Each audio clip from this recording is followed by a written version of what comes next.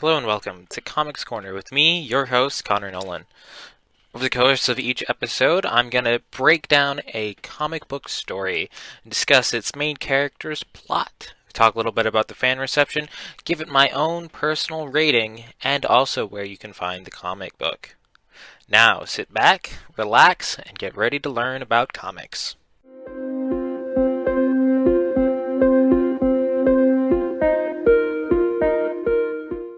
Hello and welcome back, everybody, and today have I got another great story for you.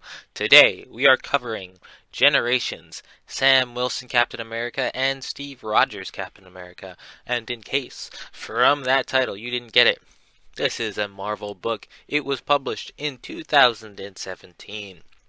A couple other facts to keep in mind is it was written by Nick Spencer, who's an amazing writer, wrote a lot of great stories, and this story is part of the Generations, I don't want to say storyline, but I guess it would be more of an event where legacy characters, which are characters that have either taken over the mantle of um, certain characters or have followed in the footsteps of other characters, meet up with their original counterpart characters in new and different ways. Oftentimes, the legacy characters meet the original character in younger days.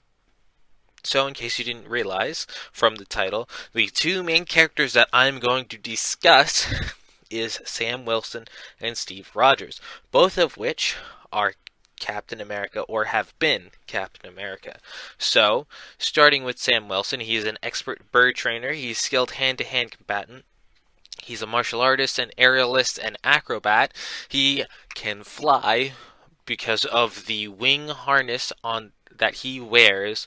And while I'm talking about this, if you have not looked up to see what Sam Wilson's comic book Captain America suit looks like, look it up. It is a piece of art. Sam is also a proficient tactician and strategist. He has an empathetic and telepathic link with birds. And then when he is Captain America, he uses the vibranium steel alloy shield.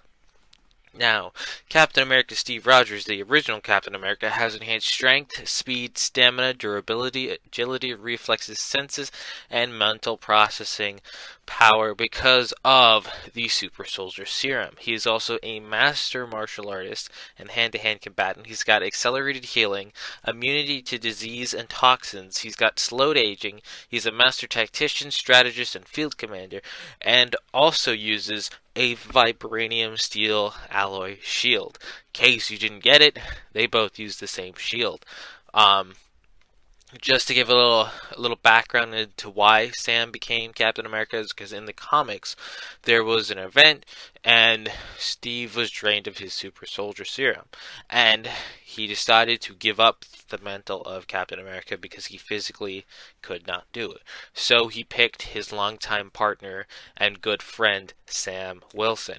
Now, with all that in mind, there is a very interesting part in this story that we'll get into when we talk about the plot, where this is brought up and discussed. And it just makes that whole decision so much more interesting, and I love it to death. So, now we're going to get into the plot right now. Alright, everybody, let's get into the plot. And before we start, the cover of this book is just beautiful.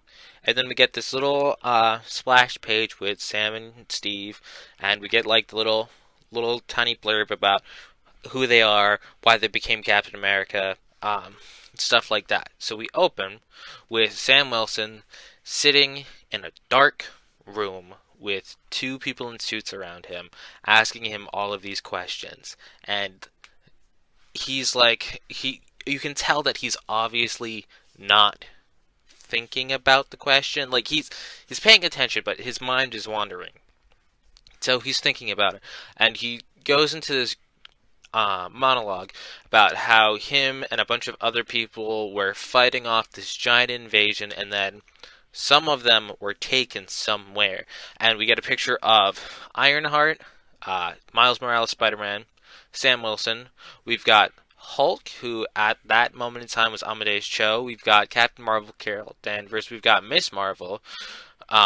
We've got Thor, who at that time was Jane Foster, and then we have Wolverine, which was X-23, aka Laura Kinney.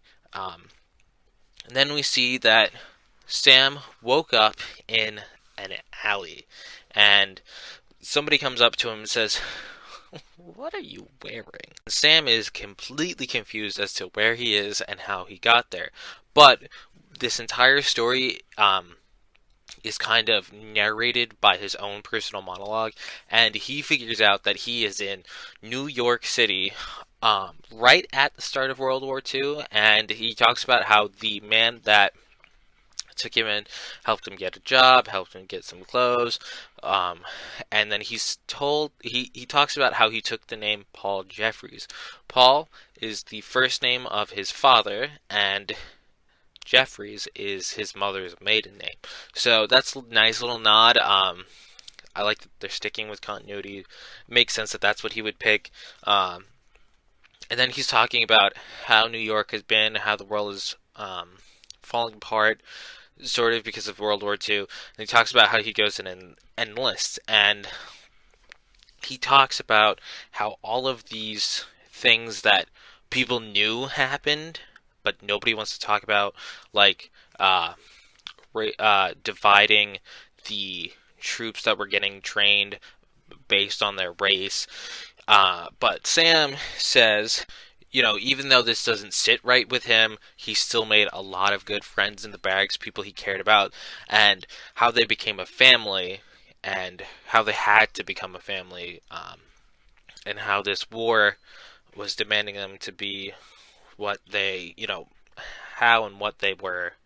And then we get a picture, and he's talking about how the world needed good people. The world needed heroes, and how there was still hope. And then we see Steve Rogers, Captain America, and he talks about, and this is one of my favorite lines, he talks about how an old friend that hadn't met him yet was fighting on the ground while I took to the skies.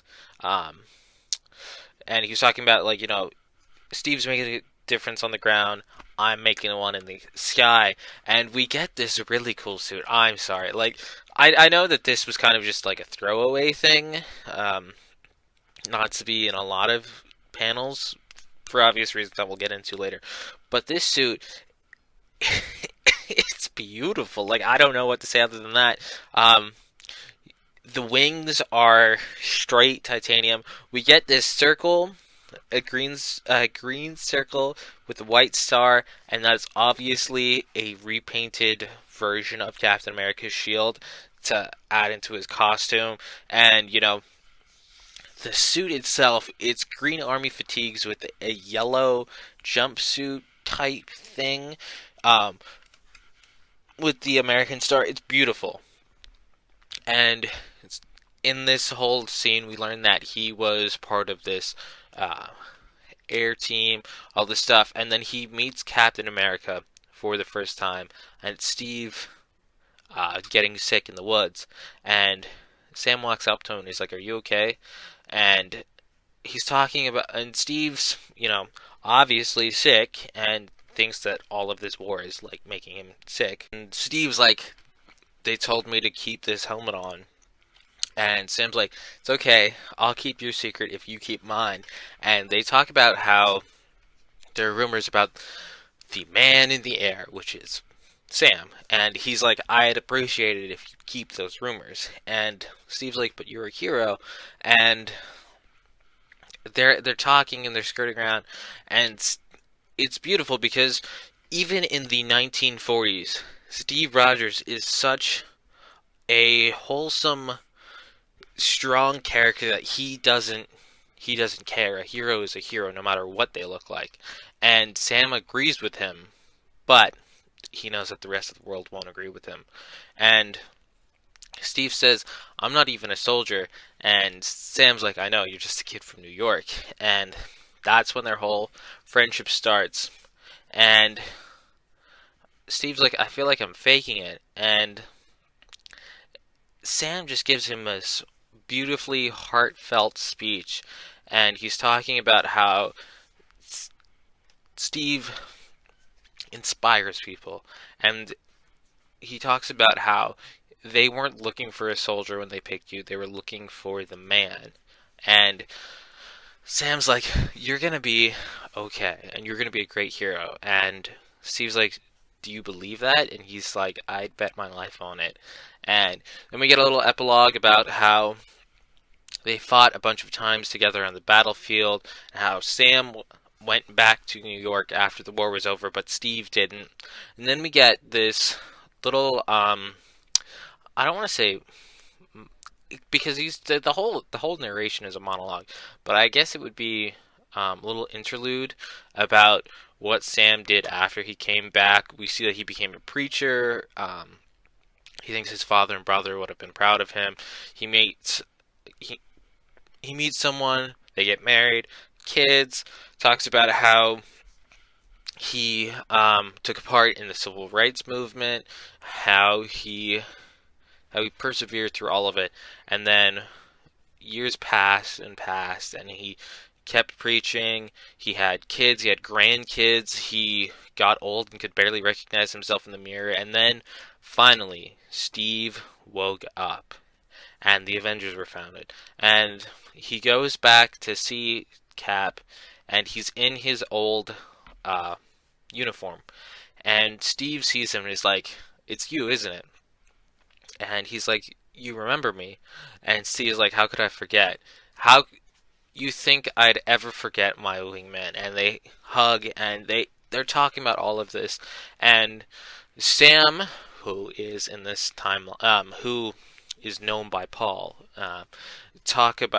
just talk about this whole thing. And he's like, if you ever need someone, let me know. I'll listen. And they talk about all of this stuff that's happened. Talk about when Hydra, when a secret empire infiltrated the government, and we see a shot of them in Sam's church. We see Steve and Sam teaming up for the first time. We see Civil War. We see Steve get shot. We see Sam at Steve's grave. We see Steve come back, and then this is one of my favorite scenes of the whole book. It's what makes me love Sam Wilson as a character. We see Steve after he's been depowered, and they're talking back and forth, and they're talking about how Steve is going to give Sam the shield, and he's like, do you think he's the right choice? And Paul, says, I don't know if it's my place. And he's talking about how he's always wondered if the two of them were related, because the wings they use are are almost identical. They're changed, they changed a little bit, but the two of them are talking, and Steve says, I hope I'm doing the right thing. It's not Sam that I have doubts about. It's about the burden of being Captain America. And Sam is like, the world isn't what's going to challenge Sam. It's going to be you, because you cast a long shadow. Your legacy, your shoes are going to be something hard to, like, filling your shoes is going to be something so hard.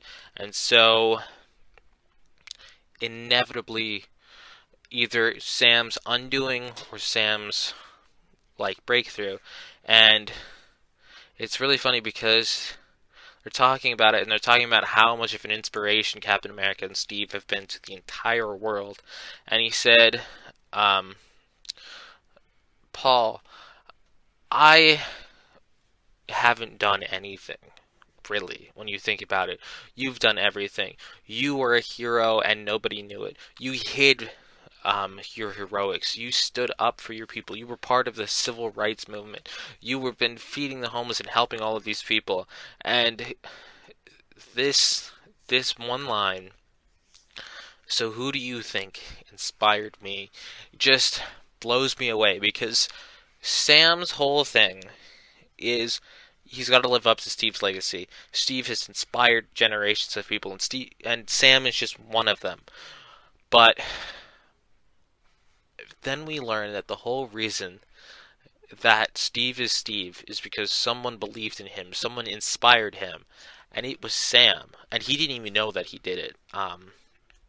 And then we see Sam taking up the mantle of Captain America, and this is all happening at the same time that old Sam is still alive, and he's talking about how it's crazy to think about. I'm watching myself doing these things that I remember, and it felt good to um, see that we were partners, we were friends, and that I had truly, and for the first time, that I was my own person, and it felt good. And then he sits down to go to sleep, and he gets pulled back from this happening in the vanishing point, and we pick up with Sam back inside this dark room with these two agents, and they're giving him so much grief over Kobik, who, quick little tidbit, is a sentient cosmic cube who is like a 5-year-old girl. And he's like, I don't know where she is, and if I did, I'd never tell you. And they're like, where do you think he's going? He's like, oh, I thought this was voluntary. And he walks out, and we see the other characters that had been pulled into the vanishing point and had other stories with him. And they're talking, they go, and they have a good time. They leave, and then it's Sam, and Jane Foster, who's Thor at this point, and she says, you look different. You look like someone that's lived a lifetime. And he's like, I think it's time that we start building our own legacies. And he talked about how, we see all this stuff, and he's talking about how his wife wanted us to walk our own paths. And then we pick up with Steve Rogers in the modern day, and the Captain America shield is flying at him, and Steve catches it. And then we see there's a note written inside of it, and Sam writes this beautifully heart-written note. He's talking about, now I've got to one for you. I've got one for you. You're going to become Captain America that we all need right now, and I'm going to become the person I need to be. And you're going to wonder if you can earn back their trust, because it takes place after Secret Empire. And you're going to wonder if you can be the hero that the world needs. And he says, I bet my life on it. So Sam officially hands off the Captain America mantle back to Steve Rogers, and Sam's going to become Falcon again.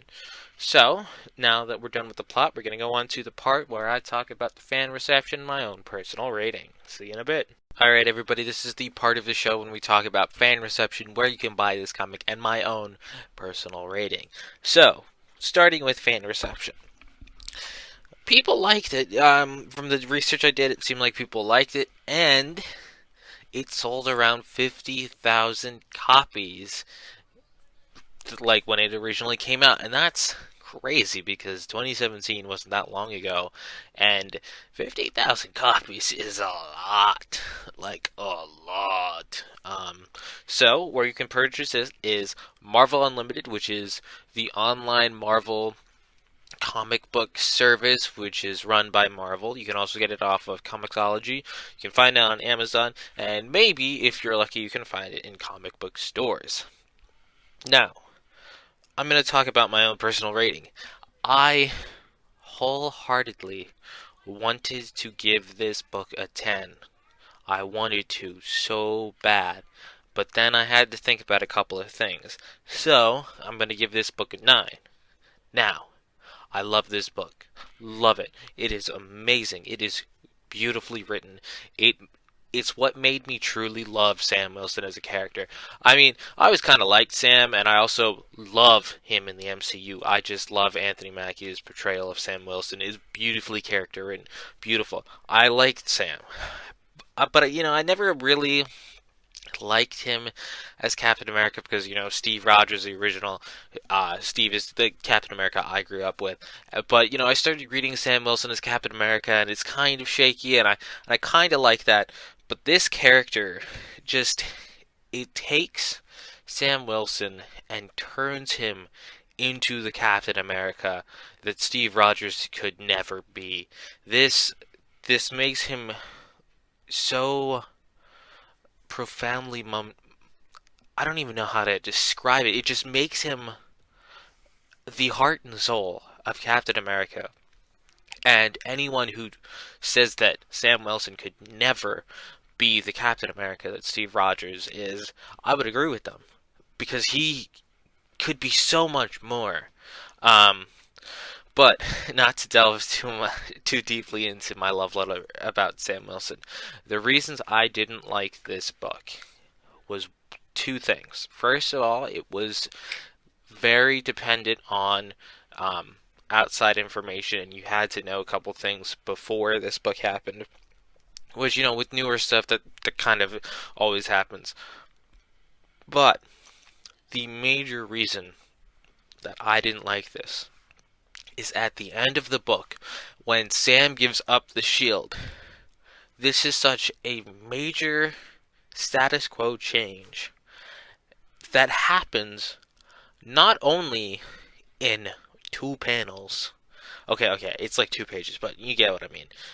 But it also happens in a book that, unless you were super involved and in depth with Captain America, you probably didn't pick up. So this whole major status thing of Sam returning the shield to Steve and being like, I was Captain America, but you are the Captain America that they need now.